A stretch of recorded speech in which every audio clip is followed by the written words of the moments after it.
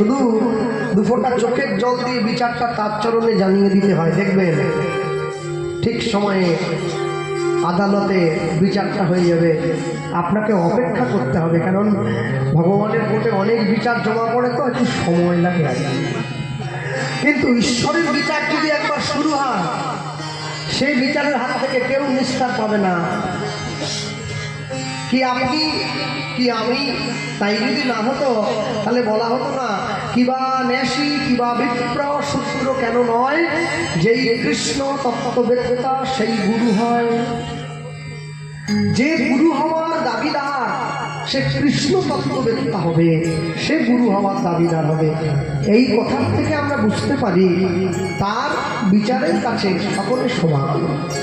কেউ আমরা ছোট বড় হব না। কেন? যারা কোর্টে যান, টিভিতে সিরিয়াল সিনেমা দেখেন, দেখবেন যখন টিভিতে সিরিয়ালে কোর্ট দেখায়, যেখানে বিচারক বসে তার সামনে একটা পুতুল বসে থাকে, যে পুতুলের চোখ দুটো কালো কাপড় দিয়ে বাঁধা থাকে, হাতে দাড়িপাল্লা ধরে রাখে। দাড়িপাল্লা মানে কি? দাড়িপাল্লা মানে হচ্ছে ন্যায়দণ্ড, সকলের জন্য সমান ন্যায়। তাহলে দোকানদার, যে দোকানে আমি ফল কিনতে গেলাম, যে দোকানে আমি চাল কিনতে গেলাম, সে তো দাড়িপাল্লার নিচে চুম্বক ছিটকে রেখেছে, 100 গ্রাম করে প্রতি কিলোতে চুরি করছে। তাহলে দাড়িপাল্লা যদি ন্যায়দণ্ড হলো, সে অন্যায় করলো কি করে? বলে অন্যায়টা শুরু হয় কোনখান থেকে জানো? অন্যায়টা শুরু হয় ন্যায়ের কাছ থেকে। কেন ভাই একথা বলছো? দেখবেন যার বাবা মাস্টারমশাই, দাদু মাস্টারমশাই, মা মাস্টারমশাই, মেয়ে মাস্টারমশাই, তার বাড়ির ছেলেটা একটা লোফার হয়ে ঘুরে বেড়াচ্ছে। কেন? ও তো সবার মতো হতে পারত, হলো না কেন? অন্যায়টা শুরু হয়েছে ন্যায়ের কাছ থেকে। ভগবান ওই ঘরে একটা খারাপ ছেলেকে দিয়ে পাঠিয়েছে। কেন পাঠিয়েছে জানো? যাতে তুমি শিক্ষকতার আভিজাত্যে ডুবে গিয়ে ঈশ্বরকে ভুলে না যাও। তাই তোমাকে একটা বিষ গাছ দেওয়া হয়েছে। তুমি যত যন্ত্রণায় পড়বে তত তাকে ডাকবে, তখন সে তোমার সামনে গিয়ে হাজির হবে। মানুষ যদি দুঃখ না পায়, মানুষ যদি কষ্ট না পায়, সে ঈশ্বরের অনুভূতি উপলব্ধি করতে পারে না। এই যে মায়েরা বসে আছো তোমরা, হ্যাঁ, তখন প্রত্যেকদিন সন্ধ্যেবেলা করে টিভিতে ভালো ভালো সিরিয়াল দেখো, ভগবানকে বলো হে মহাপ্রভু তোমার জন্য ভালো ভালো সিরিয়াল দেখতে পাচ্ছি একবারে। আর যখনই জব করে কারেন্টটা চলে যায়, আহা হা হা হা হা হা, ভগবান আর 10টা মিনিট পরে গেলে দেখেছো, এতক্ষণ সুখে ছিলে ভগবানকে ডাকনি, যেই দুঃখে পড়েছে অমনি ভগবানকে ডাকো। সুখের দিনে মাঝে মাঝে একবার তাকে ডাকো। সুখের দিনে তাকে যদি ডাকো তবে তো সে বুঝবে তুমি তার কাছে কত আপন, সে তোমার কত আপন। বিশ্বকবি রবীন্দ্রনাথ ঠাকুর লিখতে গিয়ে লিখেছিলেন না, সখী ভাবনা কাহাকে বলে, সখী যাতনা কাহারে বলে। প্রশ্ন করছি, তোমরা যে বলো দিবস রজনী, ভালোবাসা ভালোবাসা, সখী ভালোবাসা কারে কয়? কাকে ভালোবাসা বলে? What is the actual definition of love? ভালোবাসার সংজ্ঞা কি? কাকে ভালোবাসা বলে? What is the purity of love? লাভের প্রকৃত তাৎপর্য কি জানো না? কারো মোটরসাইকেলের পিছনে ঘুরঘুর করে ঘুরে বেড়ানোর নাম ভালোবাসা হলো? মেলায় গিয়ে ফুচকা খাওয়ার নাম ভালোবাসা হলো? একে ভালোবাসা বলে না, একে বললে ভালো লাগা। It's called infatuation. আবেগ, ভালোবাসা নয়। বিশ্বকবি রবীন্দ্রনাথ ঠাকুর লিখছেন, তোমরা যে বলো দিবস রজনী, ভালোবাসা ভালোবাসা, সখী ভালোবাসা কারে কয়? উত্তরটা দিয়ে দিচ্ছে, সে যেকে বলি যাতনাময়। প্রেমের মাধুর্য থাকে শুধু একটু ক্ষণ, প্রেমের বিরহ থাকে সারাটি জীবন। মনে রেখো যে মায়েরা বসে আছো, ঘরের মধ্যে তুমি যতই কাঁদো না কেন, ঘরের দরজাটা তুমি সবসময় হাসি মুখে খুলবে। কেন জানো? তোমার চোখের জল যদি বাইরের লোকে দেখে, তারা তো মোছাতে আসবেই না, উল্টে তোমার চোখের জলের সুযোগ নিয়ে তোমার ক্ষতি করার চেষ্টা করবে। কে যাবি ভাই ভবসিন্ধু পার, ধন্য কলি যুগ ধন্য, চৈতন্য মহাপ্রভু মানুষের দরজায় এসে দাঁড়িয়েছে।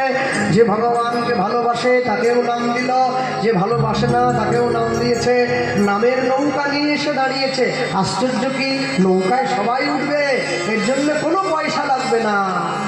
পুষ্কর মহাজন বলছে, আমি দলিল করে দিলাম, পিতা যেমন পুত্রকে সম্পত্তি উইল করে দেয়, আমি উইল করে দিলাম, তোমাদের কারো পয়সার দরকার হবে না, তোমরা শুধু তার নাম গাইবে, সময় হলে নৌকোতে গিয়ে উঠে পড়বে, পার হয়ে চলে যাবে। তাই লিখছেন, দলিলটা করে দেই, তারপরে বলছি। ও গো আমার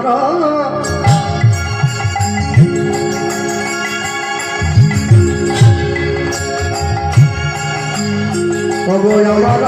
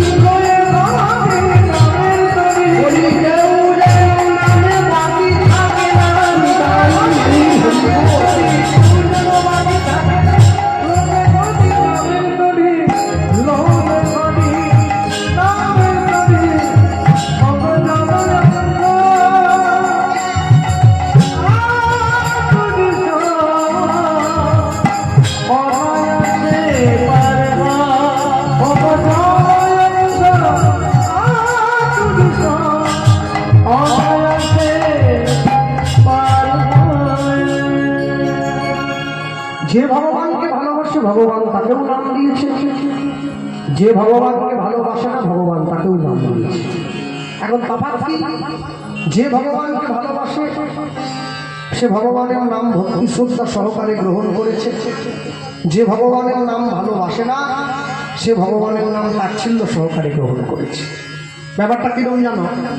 এই যে মায়েরা বসে আছে জানো, তোমরা প্রত্যেক দিন রান্না একটা জিনিস দাও, যেটার নাম হচ্ছে তেজপাতা, দাও না? তেজপাতা দাও। তেজপাতা না দিলে রান্নার স্বাদ হয় না। কিন্তু আশ্চর্য দেখবে, তুমি যেমনই করে নাড়ো না কেন কড়ায়, ও কিন্তু কারোর সঙ্গে মিশবে না। মিশে কি? তরকারিটা বাটিতে দিয়ে দেওয়ার পরে ও সেই শক্তই হয়ে থাকে। ওটাকে যখন তুমি তেজপাতাটা দিচ্ছিলে না কড়ায়, ও তোমাকে শিক্ষা দিল। কি শিক্ষা? সংসারে তুমি সবার মধ্যে থাকবে, কারোর সঙ্গে নিজেকে মেশাবে না। যেদিন তোমার তার চরণে ডাক এসে যাবে, তুমি সব ছেড়ে দিয়ে যেন অনায়াসে তার চরণে চলে যেতে পারো। দেখবেন মানুষের অনেক মানুষ আছে কথায় কথায়, আমার দাদুও বলতো, এ সংসারে আর থাকবো না, তোদের যা জ্বালা বেরিয়েছে, কাশি চলে যাবো, নবদ্বীপ চলে যাবো, বৃন্দাবন, নিশ্চিন্তে থাকবো, জীবনে যাবে না, কোনোদিন যাবে না। যে সবসময় বলে বেরিয়ে যাবো বেরিয়ে যাবো বেরিয়ে, খবরদার। যে বলে না ভয় কাকে নিয়ে আছে, ও তো বলে না, ও চলে যাবে। যে বলছে, যে দোকানের উপরে লেখা আছে সততাই আমাদের একমাত্র মূলধন, honesty is the best policy, খবরদার ওই দোকানে ঢুকবেন না, ও সব থেকে বড় চিটিংবাজ।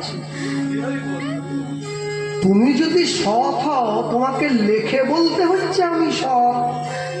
হ্যাঁ, তোমার ব্যবহারই তোমার পরিচয়। তোমার দোকানে খদ্দের গেলে তোমার ব্যবহার দেখলেই বুঝে নেবে তুমি সৎ না অসৎ। সবসময় মনে রাখবেন, যে সংসার করে সে সংসার থেকে বেরোতে পারে, কিন্তু সংসার যার মধ্যে ঢুকে পড়ে সে বেরোতে পারবে না। যে মদ খায় তার নেশা কেটে যায়, মদ যাকে খায় তার নেশা কাটবে না। কেন জানো? সারা জীবন তোমরা বাড়িতে রান্না করে গেলে, শুধু ভূত খাওয়ালে, যেদিনকে তোমাদের হাতের রান্না আর গৌর গোবিন্দের সেবায় লাগবে, সেদিন জানবে তুমি যে হাত পুড়িয়ে রান্না করা শিখেছ, তোমার রান্না শেখা সফল হয়েছে। আজ পর্যন্ত যে মায়েরা বসে আছো, একজন মা বলতে পারো, বাবা গোপাল কৃষ্ণ, আমি এমন একদিন জীবনে রান্না করেছিলাম, যেদিনকে আমার রান্নাটা খেয়ে বাড়ির নিচ থেকে ওপর পর্যন্ত সবাই প্রশংসা করেছে? করেনি। একজন হলেও ভুল ধরবে, একজন হলেও খুঁত ধরবে। তুই ভগবানের জন্য রান্না করে দেখো, জীবনে ভুল ধরবে না, বরং তোমাকে আশীর্বাদ করবে, তুমি আমার জন্য এনেছ, এতেই আমি খুশি হয়েছি। হ্যাঁ, তোমার পরিশ্রম সার্থক হবে। কোন কোম্পানি জানিয়েছে বা বানালো আমি তো জানি না, এইটুকু একটা থালা দেখতে পাই, ওটা যে কোন কোম্পানি বানালো আমি বলতে পারবো না।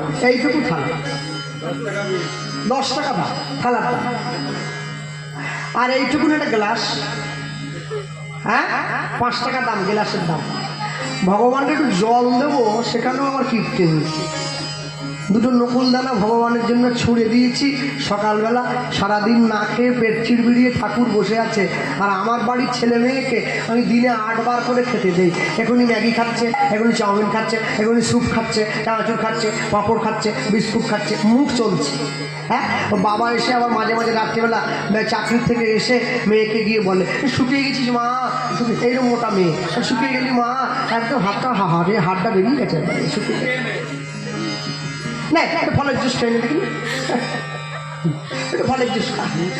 যে তোমাকে মেয়ে দিল, যে তোমাকে সংসার দিল, যে তোমাকে টাকা দিল, যে তোমাকে বিল্ডিং দিল, বাড়ি দিল, গাড়ি দিল, সব দিল, তাকে তুমি দুটো নকল দানা, এই নকুল দানাও নকল, সব নকল, ও তাকে যদি নকুল দানা দিয়ে তুমি রেখে দিলে, আর যার জন্য তুমি সব পেলে, তাকে তুমি সারাদিনে 8 বার খাওয়াচ্ছ, কেমন বিচার? এর জন্য স্কুল কলেজে পড়তে হবে না, বিবেকটাকে খোলা রাখলেই হবে। হ্যাঁ জানেন, কারণ বিবেক যদি সাড়া না দেয় শত উপদেশেও তার কোনো কাজ হয় না, কোনো কাজ হয় না। হ্যাঁ, কোনো কাজ হবে না, শত উপদেশেও কোনো কাজ হয় না।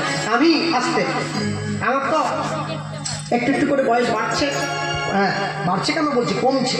কেননা আজকে রাত্রিটা পার হয়ে গেলে আমার জীবনে পরমায়ু 100 দিন থেকে একদিন মাইনাস হয়ে গেল, আমি এক পা মৃত্যুর দিকে এগিয়ে গেলাম, তাহলে কমছেই বলবো। আর আপনাদের ভাষায় বাড়ছেই বলবো। যদি বাড়ছে বলি, হ্যাঁ, আমি ছোটোকালে ওই গুঁড়ো মাছ খেতে খুব ভালোবাসতাম। মৌরলা মাছ, চুনো মাছ, হ্যাঁ, বেগুন দিয়ে চচ্চড়ি হয় না, খুব সুন্দর টেস্ট।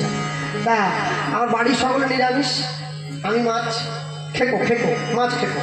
হ্যাঁ, স্কুল থেকে আসতাম, মা আমাকে বাইরে বসিয়ে খাওয়াতো, ঘরে ঢোকানো যাবে না, নিয়ম নেই। তাই দেখি আমার দাদু বিকেলবেলা মালা জপ করছিল বারান্দায় বসে, লাঠি ঠুকতে ঠুকতে আমার কাছে আসছে। আমি কি আবার বয়স্ক লোক, এখানে কি চাই? হ্যাঁ, এখানে কি বৈষ্ণব লোক, যা চলে যাও, যা চলে যাও। না, তোর সঙ্গে কথা বলবো। না না, এখন বলতে হবে না, আমি খেয়ে দিয়ে উঠি, তুই যা। বলে না, এখন না বললে আর হবে না, এখন না, এখনই বলতে হবে। আমি আচ্ছা বলো, বলে কি খাচ্ছিস রে? এই কি খাচ্ছিস? আরে আমি বেগুন দিয়ে গুঁড়ো মাছের চচ্চড়ি। তুমি এ রসে বঞ্চিত, ওই শাক শুক্তা, কলা ভাজা, লাউ শাক, সব ঘাস পাতা, সব গরুতে খাই সব। দেখে যাও যা স্বাদ। তুমি আর কি বুঝবে, বুড়ো মানুষ। আমাকে সঙ্গে সঙ্গে প্রশ্ন করছে, হ্যাঁ রে কৃষ্ণ? আমার কৃষ্ণ বলে ডাকছে সে বাড়ির লোক। বলে হ্যাঁ কৃষ্ণ। তাহলে কি? আচ্ছা, গরু মরে গেলে কোথায় ফেলা হয়? হ্যাঁ, তা আমি চিন্তা করলাম, আমি মাছ খাচ্ছি, গরু মরা তুলনা আনলো কি জন্যে? ভাগাড়ে ফেলে। আচ্ছা, কুকুর মরে গেলে ভাগাড়ে ফেলে, ছাগল মরে গেলে ভাগাড়ে ফেলবে। তারপরে আমাকে বলছে, তুই কোথা ফেলছিস? আমি বেশ সুন্দর খাচ্ছিলাম জানেন, থামিয়ে দিয়েছি, মানে ফেলতে পারছি না। তারপরে আমাকে বলছে, আস্তে উঠে চলে যাচ্ছে, ধর দেখিনি, হাতটা ধর। আমি উঠে যাই, হাত ধরে তুলে দিয়েছি, আস্তে করে আমার মাকে বলে যাচ্ছে, বৌমা ছেলেটার দেহটাকে ভাগাড় বানিয়ে দিলে, বলে চলে গেছে। চলে গেছে, আর কথা বলি, আর বলেনি, একবার শুনে ঘরে ঢুকে গেছে। সেই যে বন্ধ হলো, আজ 22 বছর বন্ধ হয়ে গেছে। হ্যাঁ, দাদু মরে গেল, ঠাকুমা মরে গেল, আমার বাবা চলে গেল, আজ পর্যন্ত ছুঁইনি। কেন জানেন? মনকে বুঝ দিয়েছিলাম, সত্যি সত্যি তো দেহটাকে ভাগাড় করে ফেলবো, এটা হয় না। বাবা বলতেন, যে মুখে হরি নাম হয়, যে মুখে কৃষ্ণ নাম হয়, যে মুখে ভগবানের কথা হয়, যে মুখে মহৎ ব্যক্তিত্বের কথা হয়, সেই মুখ যদি বিড়ি, তিরঙ্গা, তামাক, গুটকা, সিগারেট, শিকড়, বিমল, কাটা, খৈনি খায়, ওকে মুখ বলে না, ওকে বলে পায়খানার ট্যাঙ্কি। কমিটির বাবুরা মাঝে মাঝে ভালো ভালো চা কফি আনলেও আজকেও তো করবে বলছিল। আমি না বাবু করবেননি, ওনাকে তো পুরোটা ভেঙে আর বলতে পারিনি, বরং আসলে গিয়ে বলে দিলে ওনারও বুঝতে সুবিধা হবে, সবাই বুঝতে পারবে। অনেক যত্ন করে আত্মার উন্নতি করতে হয়, একটু অযত্নে তার অবনতি হয়ে যায়। মনে রাখবেন, খুব সাবধান। মরা পড়াতে গিয়ে তোমরা স্নান করো, আর স্নান করে বাড়িতে বসে টেবিলে মরার হাড়গুলো চিবিয়ে চিবিয়ে খাও, তখন কি ভালো? এই জন্য বই পড়তে হবে না, বিবেককে খোলা রাখো। আমি আগেই বলেছি, সবাই যে বই পড়বে তার কি মানে আছে? আমার মতো 8, 9 পর্যন্ত যে ছেলে মেয়ে পড়েছে, সে আবার শাস্ত্র পড়ে কি করে? উচ্চারণে করতে পারবে না। সমস্ত শ্লোক অপবিত্র, পবিত্র বা সর্বাবস্থাগত বিবাহ, যাত্রাদের কুণ্ডলিকা সবার অভ্যন্তর হল বাপে বাপে, যা কঠিন সব আমি তো বলতেই পারি না, মুখে আটকে যায় আসার পরেও। কিন্তু মনে রাখবেন, বিবেককে পরিষ্কার করবে, বিবেককে শুদ্ধ করবে। বৈষ্ণবময় লিখছে, হরি নামের নৌকা খানি, শ্রী গুরু গান্ধারী,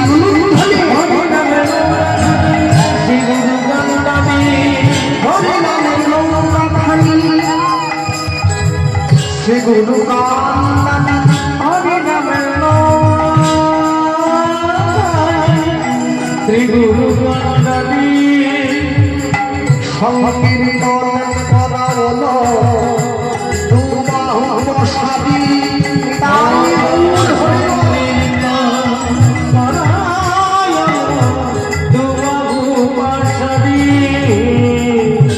সকল জীব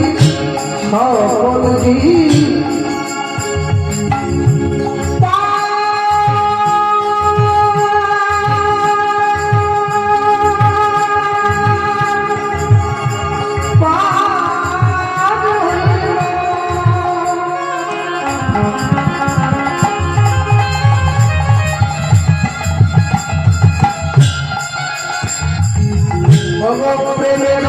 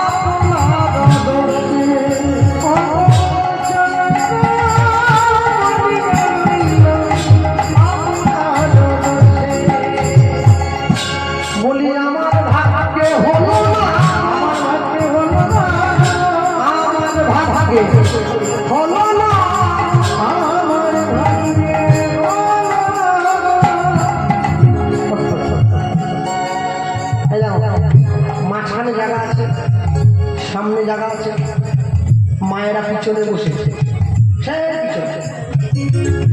সুবিধা কি জানো? দু জায়গায় সুবিধা হয়। স্কুলে পিছন বেঞ্চে বসলে সুবিধা, গল্প করলে মাস্টারমশাই দেখতে পায় না। হরিনামে পিছনের দিকে বসলে সুবিধা, চট যে উঠে বাড়ি চলে যাবে। কিন্তু ফাঁকি দিলে তো ফাঁকি পড়তে হবে। পিছন বেঞ্চে বসে কি পরীক্ষা ফার্স্ট হওয়া যায় নাকি? হরিনামের সামনের দিকে বসবে, যাত্রা শুনতে গেলে সামনে বসো, হরিনামে এলে পিছনে বসো। এ তোমার কেমন বিচার? বলি আমার ভাগ্যে হলো না, আমার ভাগ্যে হলো না, আমার ভাগ্যে হলো না, আমার ভাগ্যে বলি সবাই তোমার নাম পেল, আমার ভাগ্যে বলি সবাই তোমার নাম পেল, বলি আমি মতির করে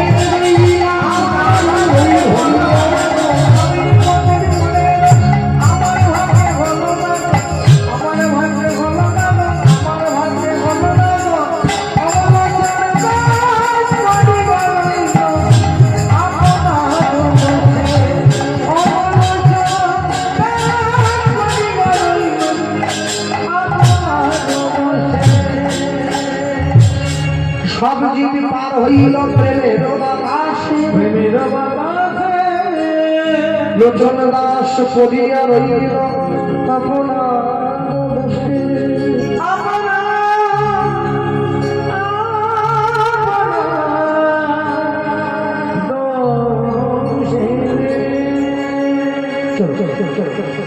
ছোট্ট করে গঙ্গোচরণটা শুনলাম, লীলামাধুর্যের মধ্যে প্রবেশ করব।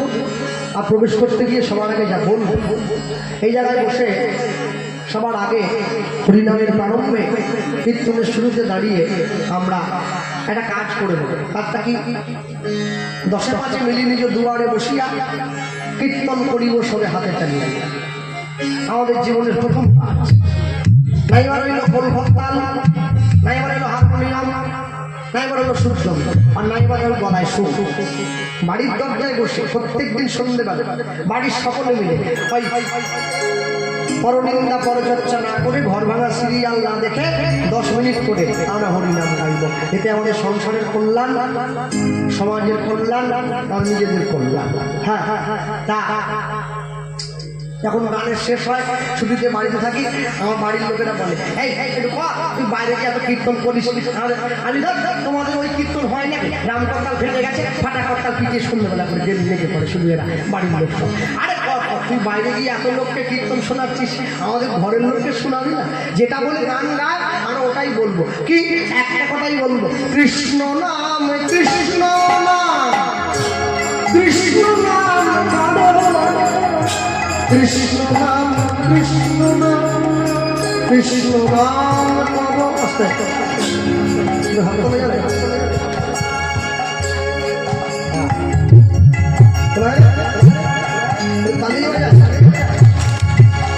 কৃষ্ণ নাম কৃষ্ণ নাম কৃষ্ণ নাম করো কৃষ্ণ নাম কৃষ্ণ নাম কৃষ্ণ নাম লুপ্তনি কৃষ্ণ নাম কৃষ্ণ নাম কৃষ্ণ নাম কৃষ্ণ নাম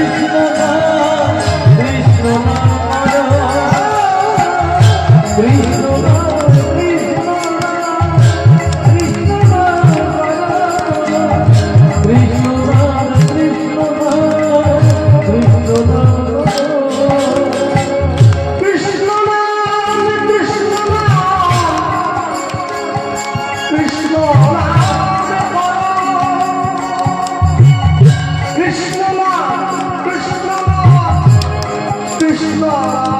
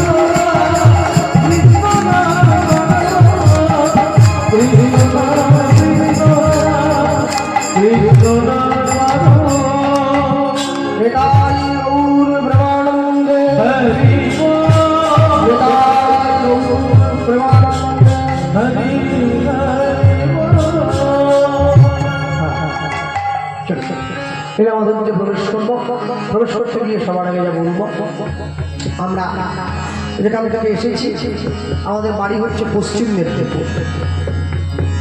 এই পশ্চিম মেদিনীপুর জেলাটা শেষ হয়ে গেলে একটা জেলা পড়ে, যে জেলাটার নাম হচ্ছে বাঁকুড়া জেলা।